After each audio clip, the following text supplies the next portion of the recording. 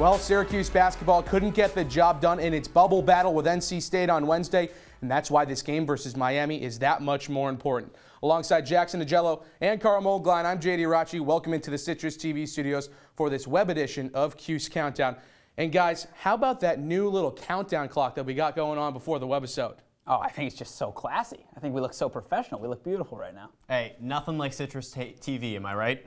Yeah, and there's nothing like this matchup coming up on Saturday between Syracuse and Miami, a super crucial one. Keep in mind, this Miami team ranked number 6 in the country at one point this season, so it's not going to be an easy one. Jackson, what does Syracuse have to do to get this win? What's your key to the game? They have to get back on track. Get back to what you do best for Syracuse, and that, all season, has been defense. Syracuse has failed at certain points in the past 3 games to get that defense back. They've allowed that deep 3 late in the game. They've been leaving all the corners open. Syracuse allowed over 70 points in the past 3 games. Before that this season, the defense has been the key strength to keeping Syracuse in games.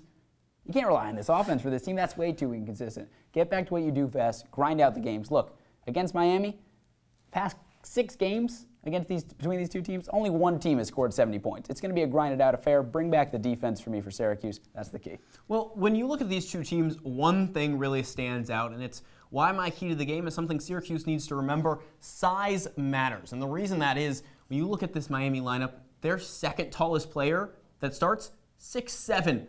That's 1 inch taller than Syracuse's starting guards.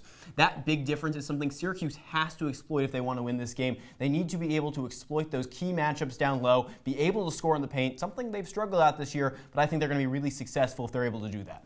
So one defensive-minded key, one offensive-minded that key. So that begs the question, how is this game going to turn out? Is it going to be an offensive-minded battle, Karl? I think it's going to be somewhere in the middle, certainly lower than Miami usually scores, but in the end, I'm going to pick Miami in this one, 66-60. At the end of the day, Syracuse has been inconsistent all year, especially on the road. Yes, they beat Louisville, but I think Miami's a much more talented team, and I think they're going to be able to pull out the win here.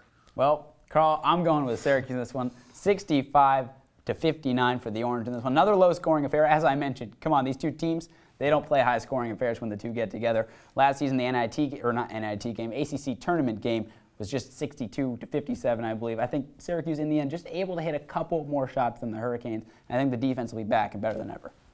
So some split opinions from our analysts here at Cuse Countdown. We'll see who's going to end up being right. Saturday, the game in Miami should be a good one. For Jackson Ajello and Karl Moeglein, I'm Raucci saying so long and enjoy the game, Syracuse.